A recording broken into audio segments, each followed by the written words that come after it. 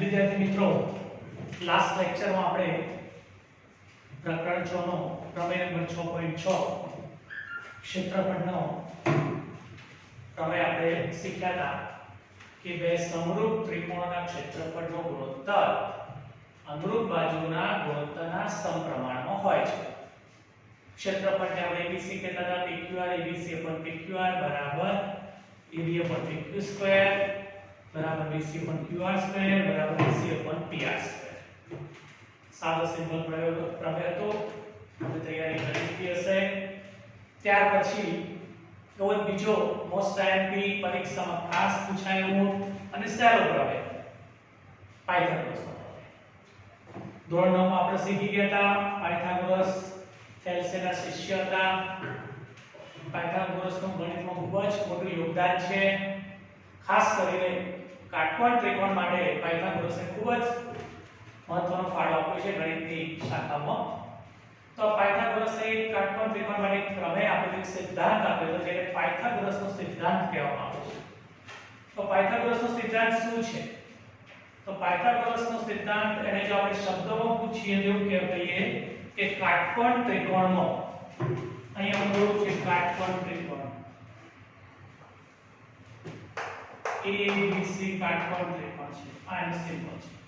તો કાટકોણ ત્રિકોણ, તો ABC શું છે? કાટકોણ ત્રિકોણ. B શું છે? કાટકોણ. અને કાટકોણની સામેની બાજુને શું કહીએ છીએ આપણે? કર્ણ. કાટકોણની સામેની બાજુને કર્ણ કહીએ છીએ. તો પાયથાગોરસે શું કીધું? તો કે કાટકોણ ત્રિકોણમાં આ કર્ણનો વર્ગ એટલે AC નો વર્ગ એ કેવો હોય? તો કે કાટખૂણો બનાવતી બાજુઓ, તો કાટખૂણો બનાવતી બાજુઓ કઈ છે? AB અને BC. આ બંનેના વર્ગના સરવાળા જેટલો હોય છે. શું કીધું પાયથાગોરસે? કે કાટકોણ ત્રિકોણમાં કર્ણનો વર્ગ કાટખૂણો બનાવતી બે બાજુના વર્ગના સરવાળા જેટલો હોય છે. એટલે કે કાટખૂણામાંથી એક બાજુનો વર્ગ કરીએ, બીજી બાજુનો વર્ગ કરીએ અને બંનેનો સરવાળો કરીએ એ કોના જેટલા થવું જોઈએ? કર્ણના વર્ગ જેટલો થવો જોઈએ. આવું કોણે કીધું છે? પાયથાગોરસ નામના મહાન ગણિતશાસ્ત્રી. તો મિત્રો આ પ્રમેયનું વિધાન એ છે પાયથાગોરસનો પ્રમેય કાટકોણ ત્રિકોણમાં કર્ણનો વર્ગ કાટખૂણો બનાવતી બાજુઓના વર્ગોના સરવાળા જેટલો છે. બાજુઓના નહીં, બાજુઓના વર્ગોના સરવાળા જેટલો છે. હવે આ પ્રમેય કોઈક વખતે સ્ટેટમેન્ટ તમારે તૈયાર કરવું એટલા માટે પડે કે પ્રમેયની પરીક્ષામાં આવું પૂછશે, પાયથાગોરસનો પ્રમેય લખો અને સાબિત કરો. શું કીધેલું છે? પાયથાગોરસનો પ્રમેય લખો અને સાબિત કરો. મિત્રો સાબિતી આખી લખવાની પણ સાથે સાથે આપણે પ્રમેયનું વિધાન પણ લખવું પડે. અને કોઈક વખત પરીક્ષામાં આવું આપી દીધું છે કે સ્ટેટમેન્ટ આપ્યું છે કે કાટકોણ ત્રિકોણમાં કર્ણનો વર્ગ કાટકોણ બનાવતી બાજુના વર્ગના સરવાળા જેટલો હોય છે.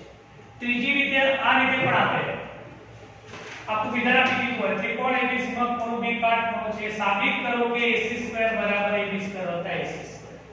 તો ત્રણ રીતે તમારે યાદ રાખવાનું.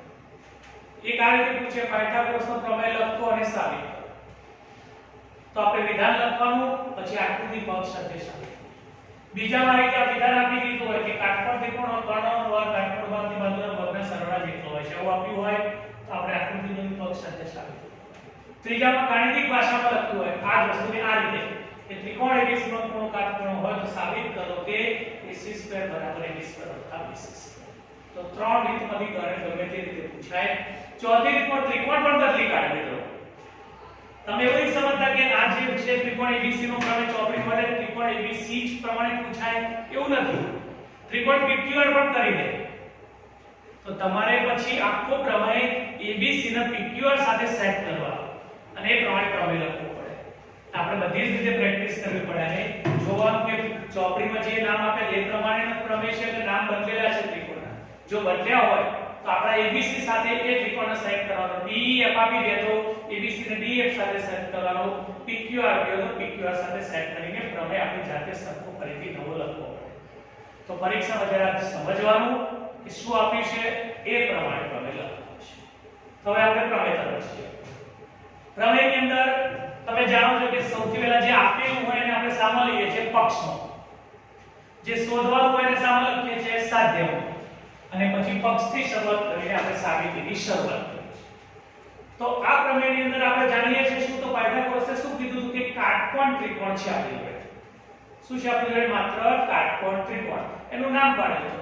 તો આપણે કાટકોણ ત્રિકોણ દોરીશું ABC, આમ દોરીએ એટલે આ કાટકોણનો સિમ્બોલ, આમ દોરીએ એટલે આ શાનો સિમ્બોલ કહેવાય? કાટકોણ। તો શું જાણીએ છીએ આપણે? ત્રિકોણ ABC છે અને એની અંદર ખૂણો B કેવો છે? કાટકોણ છે, આટલું જાણીએ છીએ। અને એને કીધું છે કે કાટકોણ ત્રિકોણ, એનો મતલબ કે ત્રિકોણ ABC ની અંદર કોઈ એક ખૂણો કાટકોણ હોય। કાટકોણ ત્રિકોણ કોને કહેવાય? જે ત્રિકોણનો કોઈ એક ખૂણો કાટકોણ હોય એને શું કહીએ છીએ આપણે? કાટકોણ ત્રિકોણ। તો પક્ષ ત્રિકોણ ABC માં ખૂણો B કાટકોણ છે। સાબિત શું કરવાનું છે? તો કે કર્ણનો વર્ગ, કર્ણ કયો છે? કે કાટકોણની સામેની બાજુ કઈ? AC। આ આપણે પછી તમને હમણાં જેમ દોરીએ એમ સમજો। તો જાણીએ અત્યારે શું આપણી જોડે છે? તો કે ત્રિકોણ ABC માં ખૂણો B કાટકોણ છે। સાબિત શું કરવાનું છે? કાટખૂણાની સામેની બાજુ એટલે કર્ણ, કર્ણ કઈ છે? AC, એનો વર્ગ કોના જેવો હોય? તો કે બે કાટખૂણો બનાવતી બાજુ, તો કાટખૂણો બનાવતી બાજુ કઈ છે? AC અને BC। તો કર્ણનો વર્ગ કાટખૂણો બનાવતી બાજુના વર્ગના સરવાળા। તો સાબિત શું કરવાનું છે? AC² બરાબર AB² વત્તા BC²। હવે આ આકૃતિને આ રીતે પણ દોરાય, આમ દોરી છે, તમને ના સમજે પણ તમે આ રીતે પણ દોરી શકો છો। આ ઊભી દોરી છે, આમ દોરી છે, જે રીતે તમારા સિમ્બોલ બતાવવો પડે, બસ આ સિમ્બોલ એટલે કાટકોણ, આમ દોરો તો આને લઘુ પણ ના સમજતા હોય, કારણ કે અહીંયા સાનો સિમ્બોલ બતાવ્યો છે? કાટકોણ। તો તમે મને ચોપડીમાં આ રીતે આકૃતિ આપેલી છે, તમે આ રીતે દોરવી હોય તો દોરી શકાય બંને રીતે। તો પક્ષાધ્યમ ફરીથી શું જાણીએ છીએ? તો પક્ષમાં ત્રિકોણ ABC માં ખૂણો B કાટકોણ છે। સાબિત શું કરવાનું છે? કર્ણનો વર્ગ કેવો છે? કાટકોણ બનાવતી બાજુના વર્ગના સરવાળા જેટલો। AC² બરાબર AB² વત્તા AC²। સાબિતીની શરૂઆત, ને હમણાં જ કીધું કે સાબિતીની શરૂઆતમાં આપણે પક્ષથી હંમેશા કરવાની હોય, તો શું જાણીએ છીએ? ત્રિકોણ ABC માં ખૂણો B કાટકોણ છે। ખૂણો B શું છે? કાટકોણ। હવે એક નવું કામ દોરવાનું છે, આ B માંથી AC પર લંબ દોરવાનું છે। મિત્રો આ શબ્દ ખાસ આ સાનો સિમ્બોલ છે? લંબનો। લંબ દોરીએ ત્યાં હંમેશા ખૂણા કેવા બને? કાટખૂણા બને, યાદ રાખો। જ્યારે પણ કોઈ ત્રિકોણના કોઈ શિરોબિંદુમાંથી સામેની બાજુ પર કોઈ રેખાખંડ દોરીએ, એ લંબ રેખાખંડ બને, લંબ રેખાખંડ બને તો ત્યાં ખૂણા કેવા બને? કાટખૂણા। તો આપણે એક નવું કામ કર્યું કે ત્રિકોણ ABC માં B માંથી AC પર લંબ દોર્યો, એનું નામ શું આપ્યું? BD। અને આપણે સંકેતમાં શું લખાય? સંકેતની ભાષામાં BD લંબ AC। તો સૌથી પહેલા એક કામ કર્યું, B માંથી AC ઉપર લંબ દોર્યો, એનું નામ આપ્યું BD, અને ગાણિતિક ભાષામાં શું લખાય? BD લંબ AC। હવે જો તમે લંબ દોરવાથી મૂળ ત્રિકોણ કયો હતો? ABC, એના બે ભાગ બની ગયા, એક આ બાજુ ત્રિકોણ બન્યો, કયો બન્યો? ADB, અને બીજો કયો બન્યો? BBC, બે ભાગ બની ગયા। લંબ દોરવાથી મૂળ ત્રિકોણ જે ABC હતો એના બે ભાગ બની ગયા, કયા બની ગયા? ADB અને BDC, બે ADB અને BDC બે ભાગ બની ગયા। હવે આપણે પહેલો ભાગ લેવાનો, મૂળ ત્રિકોણ લેવાનો। તો પહેલો ભાગ કયો છે? ત્રિકોણ ADB, ADB, આ ત્રિકોણ ADB, અને બીજો ત્રિકોણ કયો લેવાનો? મૂળ ત્રિકોણ ABC, એક ભાગ અને મૂળ ત્રિકોણ। તો મેં કયો લીધો? ADB અને ABC। હવે ધ્યાન રાખો, આ ત્રિકોણો કેવા છે? સમરૂપ હોય। તમને થાય સાહેબ કઈ રીતે સમરૂપ લખી દીધા? તો જુઓ, આ ત્રિકોણની અંદર હું આ ખૂણો લઉં તો આ ખૂણો કયો કહેવાય? BAC, એ BAC એ BAB માં આવે અને ABC માં આવે। પછી આ D ખૂણો, બંને આ કાટખૂણો, આનો પણ એક ખૂણો શું છે? કાટખૂણો। બંનેનો એક એક ખૂણો કાટખૂણો અને એક ખૂણો કેવો થયો? કોમન। મૂળ ત્રિકોણમાં એ આવે છે અને ADB લઈએ એમાં એ આવે છે, તો એક ખૂણો સામાન્ય અને એક ખૂણો કાટખૂણો, તો કેટલા ખૂણા એકરૂપ થયા? બે। કેટલા ખૂણા એકરૂપ થયા? બે। અને બે ખૂણા એકરૂપ થાય કઈ શરત લાગે? ફુકુ શરત, કે કોઈ પણ બે ત્રિકોણના બે ખૂણાઓ એકરૂપ હોય તો ફુકુ શરત મુજબ સંગતતા કેવી થાય? સમરૂપતા થાય। તો તમારે ખાલી લખી નાખવાનું ફુકુ શરત। તો જે પહેલો ભાગ બન્યો એ અને મૂળ ત્રિકોણ, આ બંને ત્રિકોણ સમરૂપ થયા, કયા સિદ્ધાંતના આધારે સમરૂપ થયા? તો કે બંનેમાં ખૂણો એક કોમન આવે છે, તો બંનેમાં એ કેવો આવ્યો? કોમન આવે છે, બરોબર। અને આનો D કાટખૂણો અને આનો કયો આવે? B કાટખૂણો।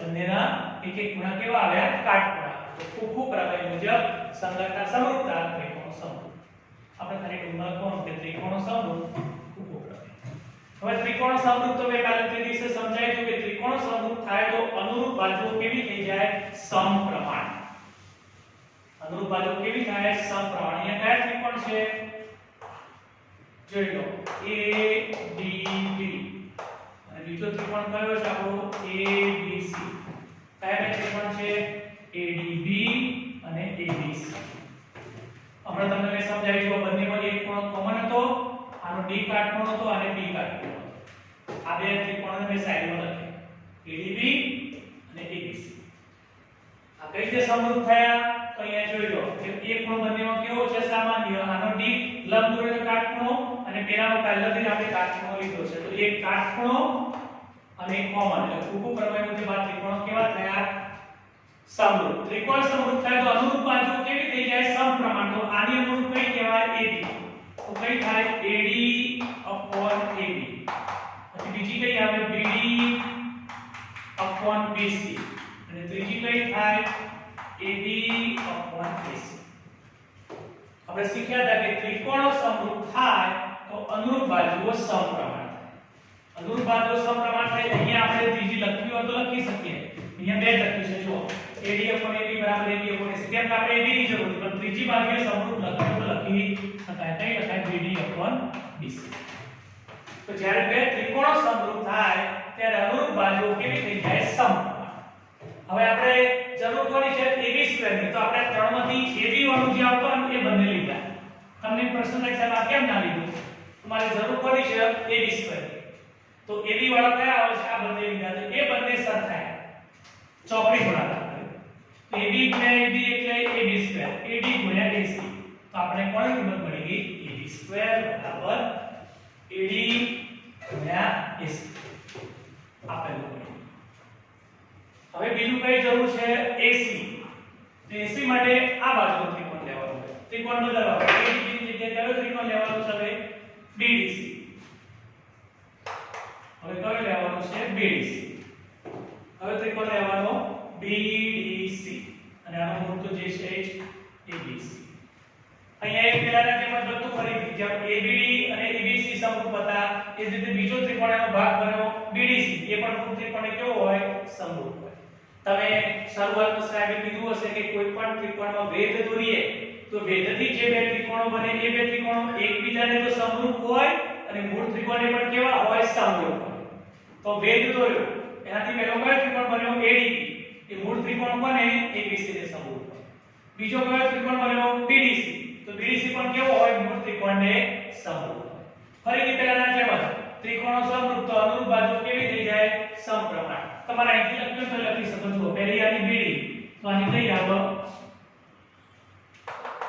તો પહેલાની કઈ આવે AB પછી આની બીજી કઈ આવે CD તો સામે કઈ આવે BC ત્રીજી કઈ આવે BC તો સામે કઈ આવે AC આમાં આવી લેવાની બંનેની પહેલી બીજી ત્રીજી અને ત્રીજી પહેલી અને આમ સાઈડ પર ત્રિકોણ દોરી લખો તો લખી શકાય અહીંથી ડાયરેક્ટ લખવું હોય તો BD upon AB બરાબર CD upon BC બરાબર BC upon AC પહેલી બીજી ત્રીજી અને ત્રીજી આ ત્રણે સરખી થાય પણ ત્રણેયમાંથી આપણે કઈ લેવાની તો આપણે AC વાળી જરૂર છે તો AC શામાં આવે છે તો કે BC સ્ક્વેર ની જરૂર છે AB સ્ક્વેર વત્તા BC સ્ક્વેર AC ને પણ BC સ્ક્વેર તો આપણે BC ની જરૂર છે તો BC વાળો ગુણોત્તર આ બે લેવાનો ત્રીજો લેવાની જરૂર નથી હવે અમે પહેલા જેમ ચોકડી ગુણાકાર BC સ્ક્વેર બરાબર CD ગુણ્યા AC પણ હવે પૂરી ખબર પડી જાય કે પહેલી કોની જરૂર છે AB સ્ક્વેર તો આ બાજુનો ત્રિકોણ લેવાનો મૂળ ત્રિકોણ લેવાનો બંને ત્રિકોણ સમરૂપ અનુરૂપ બાજુ સમપ્રમાણ ત્રણ થાય ગુણોત્તરો પણ આપણે બે લીધા કેમ કે આપણે AB વાળી જરૂર છે AB વાળા બે ગુણોત્તરો સરખાઈ લેવાના ચોકડી ગુણાકાર કરો એટલે AB સ્ક્વેર કોનો જરૂર છે BC સ્ક્વેર બીજો ત્રિકોણ લેવાનો BC વાળો ભાગ આ બાજુ છે તે લેવાનો તો એની અંદર પણ જે નવો ભાગ બન્યો ત્રિકોણ A અને મૂળ ત્રિકોણ બંને કેવા હોય સમરૂપ હોય ત્રિકોણ સમરૂપ તો અનુરૂપ બાજુ કેવી થઈ જાય સમપ્રમાણ થાય ત્રણેય બાજુ પણ આપણે કેમ આ બે લીધી છે તો એવી લેવાની કે જેમાં BC આવતી હોય એવી બે બાજુ લેવાની તે બે બાજુને ગુણોત્તર સરખાવી દીધો ચોકડી ગુણાકાર કરીને શું મળી ગયું BC સ્ક્વેર જો હવે મિત્રો ab² મળી ગયું, bc² મળી ગયું. હવે શું કરવાનું છે એનો સરવાળો. તમે છે ને પ્રમેય ત્યાં પક્ષ સાધ્યમાંથી પ્રમેય સાબિત થઈ જાય. ગોખવાનું નહીં બધા. તો કે મને જરૂર પડી પહેલી કોની જરૂર પડી તો કે ab². તો ab આ બાજુ આવે છે. તો એ બાજુનો લંબ દોર્યો, એ બાજુનો ત્રિકોણ, મૂળ ત્રિકોણ સમરૂપ, અનુરૂપ બાજુઓ સમપ્રમાણ, ચોકડી ગુણાકાર ab² પડી. પછી bc² ની જરૂર છે. આ બાજુના ત્રિકોણમાં આવશે તો એ ત્રિકોણ અને મૂળ ત્રિકોણ બંને સમરૂપ, અનુરૂપ બાજુઓ સમપ્રમાણ, ચોકડી ગુણાકાર bc² મળી ગયું. હવે બંનેનો શું કરવાનો છે સરવાળો. તો બંને પરિણામનો આપણે સરવાળો કર્યો. તો ડાબી બાજુનો સરવાળો ડાબી બાજુ, જમણી બાજુનો જમણી બાજુ. તો અહીંયા ડાબી બાજુ શું છે AD ગુણ્યા AC, અહીંયા શું છે CD ગુણ્યા AC બરાબર AB² વત્તા BC². તો પરિણામ 1 અને 2 માં ડાબી બાજુનો સરવાળો ડાબી બાજુ અને જમણી બાજુનો સરવાળો જમણી બાજુ. હવે અહીંયા જુઓ બંનેમાં અહીંયા AC અને અહીંયા AC બંનેમાં AC કેવું છે કોમન છે. તો બંનેનું AC કોમન મેં શું કર્યું બહાર કાઢી લીધું. તો અહીંથી શું વધ્યું AD વત્તાની નિશાની, અહીંથી શું વધ્યું CD. હવે મને ખબર પડી ગઈ કે AB² વત્તા BC² આવી ગયું છે. એમ કોના બરાબર લાવવાનું છે AC². તો એક AC પણ આવી ગયું છે. તો AC² લાવવો તો બીજું AC જરૂર પડે.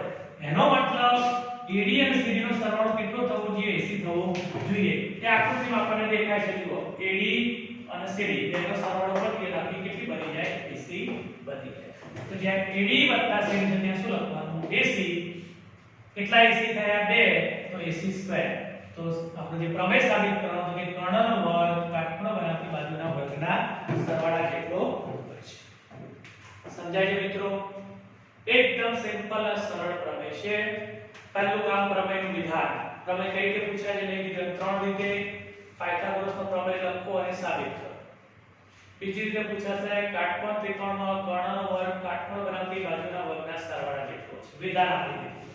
ત્રીજી રીત ગાણિતિક ભાષામાં આપ્યું છે ત્રિકોણ ABC માં ખૂણો B કાટખૂણો હોય તો સાબિત કરો કે AC² બરાબર AB² વત્તા BC². ચોથી રીતમાં ત્રિકોણનું નામ બદલી નાખે.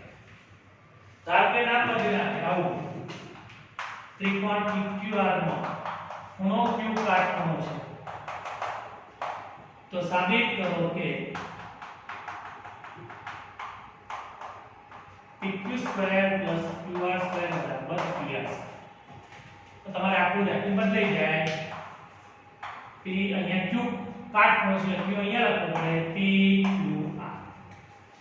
જે કાટખૂણો હોય એને ઉપર લખવાનું અને આવી આકૃતિ દોરવી હોય તો તમે આ રીતે દોરી શકો PQR. અહીંયા Q આકૃતિ જે તમને ફાવે એ દોરી શકાય. પછી આ પ્રમાણે તમારે બદલાઈ જાય. કર્ણ PR થઈ ગયો, કાટખૂણો Q થઈ ગયો અને ત્રિકોણના બે ભાગ કયા બને અહીંયા બી લખવાનું કે QM વેધ દોર્યો. તો પહેલો ત્રિકોણ કયો બન્યો PQM. PQM ત્રિકોણ અને મૂળ ત્રિકોણ કયો PQR. એ બંને સમરૂપ, અનુબાજુ સમપ્રમાણ, ચોકડી ગુણાકાર કરો એટલે PQ² નું સૂત્ર મળે. બીજો કયો ત્રિકોણ બન્યો QMR. મૂળ ત્રિકોણ કયો છે PQR. એ બંને માટે પણ અર્ધી લખવાનું અનુરૂપ બાજુઓ ગુણોત્તર સમપ્રમાણ, ચોકડી ગુણાકાર કરો એટલે QR² મળે. અને બંનેનો સરવાળો કરો PQ² વત્તા QR² એ કોના બરાબર થાય. તમારે ભૂલી જાવ ને તો શું કરવાનું ABC રફમાં લખી નાખવાનું. ધારો કે PQR પૂછો એટલે પહેલા ABC લખીને અહીંયા P Q અને R લખી અને પછી જેમ આપણે પ્રમેય જાણીએ છીએ પણ જુદા જુદા રીતે અંદર ચેન્જ કરો. જ્યાં P હોય ત્યાં A હોય ત્યાં P લખવાનું, B હોય ત્યાં Q કરી દેવાનું, C હોય ત્યાં આકૃતિમાં પેન્સિલથી ABC લખી PQR પૂછો લખી એ પ્રમાણે ચેન્જ કરતા જવાનું. તરત જ તમને ખબર પડી જશે. અને એમને બી ખબર પડી જાય કે કાટખૂણો હોય એની સામેની બાજુ કર્ણ હોય. આ બંને કાટખૂણો બનાવતી બાજુ થાય. આ પહેલો ત્રિકોણ એના મૂળ ત્રિકોણ સાથે લેવાનો, બીજો ત્રિકોણ મૂળ ત્રિકોણ સાથે લેવાનો. બંનેમાંથી બે બાજુના વર્ગના સૂત્રો બનશે બંનેનો સરવાળો. ફરીથી એક વખત લાસ્ટ ટાઈમ તમને સમજાઈ દઉં. પ્રમેય હેડિંગ છે કાટકોણ ત્રિકોણમાં કર્ણનો વર્ગ કાટખૂણો બનાવતી બાજુના વર્ગના સરવાળા જેટલો છે. પ્રમેયમાં જનરલી આપણે શું કરીએ છીએ જે આપ્યું હોય એને સામા લઈએ છીએ પક્ષમાં. તો શું જાણીએ છીએ ત્રિકોણ ABC માં ખૂણો B કાટખૂણો છે. સાબિત શું કરવા છે કર્ણનો વર્ગ કોના બરાબર છે કાટખૂણો બનાવતી બાજુના વર્ગના સરવાળા.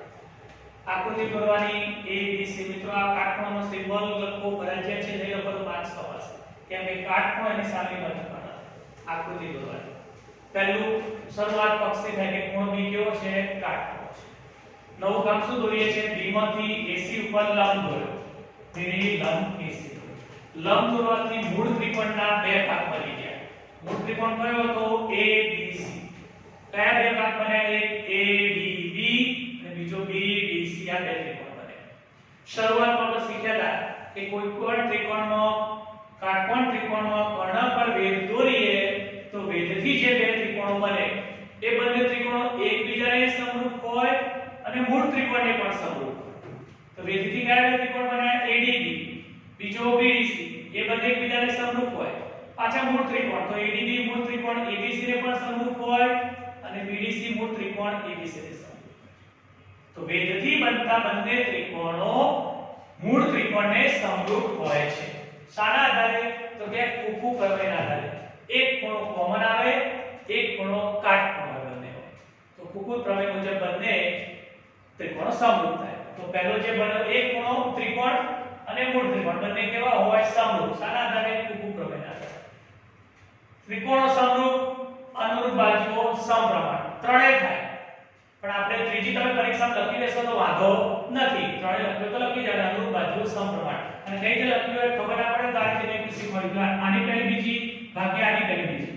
પહેલી બીજી આવી ગઈ પછી બીજી ત્રીજી બીજી ત્રીજી અને પછી ત્રીજી પહેલી ત્રીજી પહેલી. એ રીતે ત્રણેય બાજુ લખી. પછી આપણે જોવાનું કે આપણે કોની જરૂર છે AB². તો AB વાળા જે ત્રણમાંથી હોય એ બે ગુણોત્તર લેવાના સરખાઈ.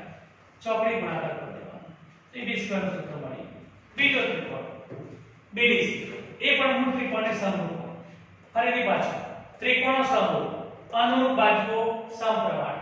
તો પરીક્ષામાં ત્રણેય લખી લ્યો તો લખી દેવાય. પછી લેબ કયા બે ગુણોત્તર સરખાવવાના તો કે કોની જરૂર છે કે BCU ની. તો BC વાળો જે બે ગુણોત્તર હોય એ બંનેને સરખાવવાના. ચોકડી ગુણાકાર કરો કોની કિંમત મળી જશે BC². અહીંથી તો પરિણામ ચાલે છે. પહેલા AB² સુધી ગયો BC² સુધી. હવે શું કરવાનું બેનો સરળ. સરળ કઈ રીતે આ પરિણામ 1 છે આ પરિણામ 2 છે. પરિણામ 1 અને 2 નો શું કરવાનો સરવાળો. ડાબી બાજુનો સરવાળો ડાબી બાજુ થાય. અને ડાબી બાજુ AD ગુણ્યા AC વત્તા અને CD ગુણ્યા AC. આની ડાબી બાજુ AB² આની ડાબી BC². તો ડાબી બાજુનો ડાબી બાજુ જમણી બાજુનો જમણી બાજુ. તો AB² વત્તા BC² આપણને મળી. બરાબર. એનો જવાબ કેટલો લાવવાનો છે AC².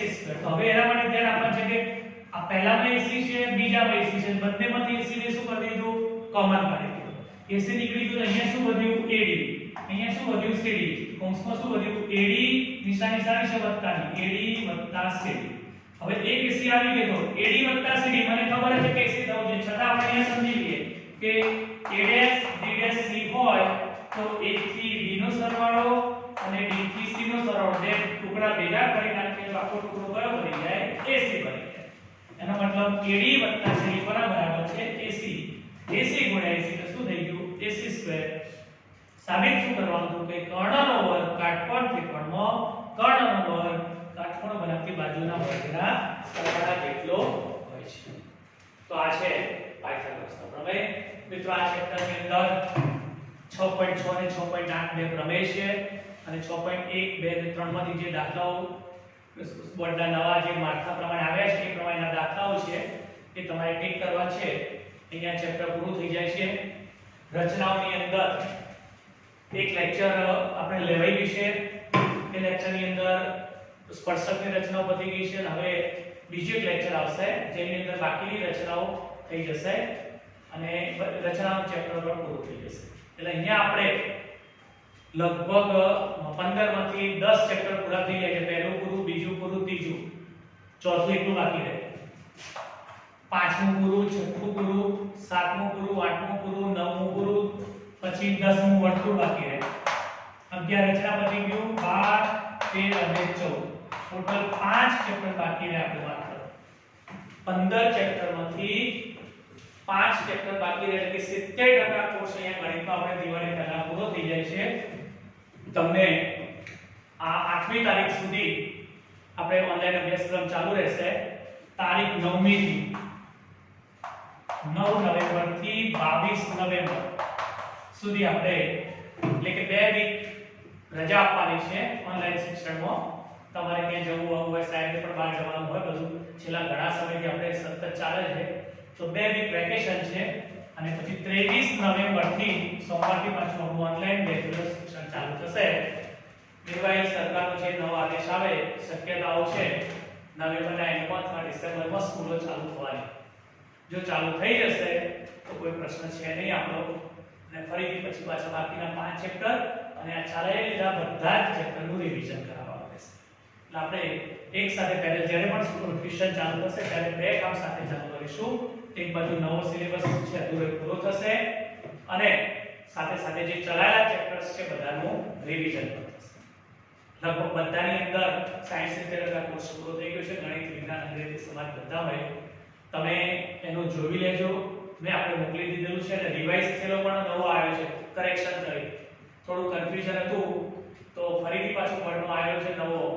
એ પ્રમાણે તમારે ચોપડીમાં જે ન હોય એ દાખલાઓને ચોપડી મારી દેવાની. ઉદાહરણ અને સ્વાધ્યાયના જે દાખલાઓ કેન્સલ હોય એના આગળ ચોપડી મારી અને તૈયાર રાખવાનું એટલે તમને ખ્યાલ આવે જ્યારે ચેપ્ટર લો ત્યારે કયા કરવાના છે. તો તમારે જે સિલેબસ કટ થયેલો છે એને પહેલું કામ વેકેશનની અંદર ચોપડી મારી દેવાના. પછી ઉદાહરણ હોય કે સ્વાધ્યાયના હોય એ જ રીતે વિજ્ઞાનની અંદર જે પોઈન્ટ્સ કેન્સલ છે ચેપ્ટર વાઇઝ ખોલતા જવાનું. જે પોઈન્ટ્સ કેન્સલ હોય ત્યાં ચોપડી મારતા જવાનું એટલે તૈયારી કરવાનું ખબર પડે કે આ ટોપિકના પ્રશ્નો તૈયાર કરવાના નથી. આ તમે તૈયાર કરી રાખજો જેથી કરીને તમને સરળતા રહે કે કઈ રીતે શું અભ્યાસક્રમ તૈયાર કરવાનો છે. બિનજરૂરી તૈયાર કરવાનો મતલબ રહે નહીં. એટલે એ પ્રમાણે તમારે આગળ વેકેશનમાં જોવાનું છે. આ વીક હજુ ચાલશે અને આવતા વીકથી આપણે બે વીક વેકેશન આપવાનું છે. બિલકુલ વેકેશન હજુ સુધી આપણે આપ્યું નહોતું. તમામ રવિવારો પણ ચાલુ હતા. 28, 29 જેવી તો આપણે ટેસ્ટ લીધી છે અને બધા જ સિલેબસને શાંતિથી વ્યવસ્થિત રીતે આપણે પૂર્ણ કર્યો છે. છતાં પણ તમે કોઈ ટેન્શન નહીં લેતા. બધા જ ચેપ્ટરનું ક્લાસમાં અહીંયા આપણે બધી જ રીતોનું રિવિઝન કરાવવામાં આવશે. એટલે કોઈ ચેપ્ટર્સમાં કોઈ ઓનલાઈન ઓછી ખબર પડી હોય તો ટેન્શન નહીં લેવાનું. મિત્રો વેકેશનની અંદર પણ તમે જે આપણે જેટલા ચેપ્ટર્સ પતી ગયા છે એ બધા ચેપ્ટરના વિડિયોને ફરીથી જોતા રહેવાનું.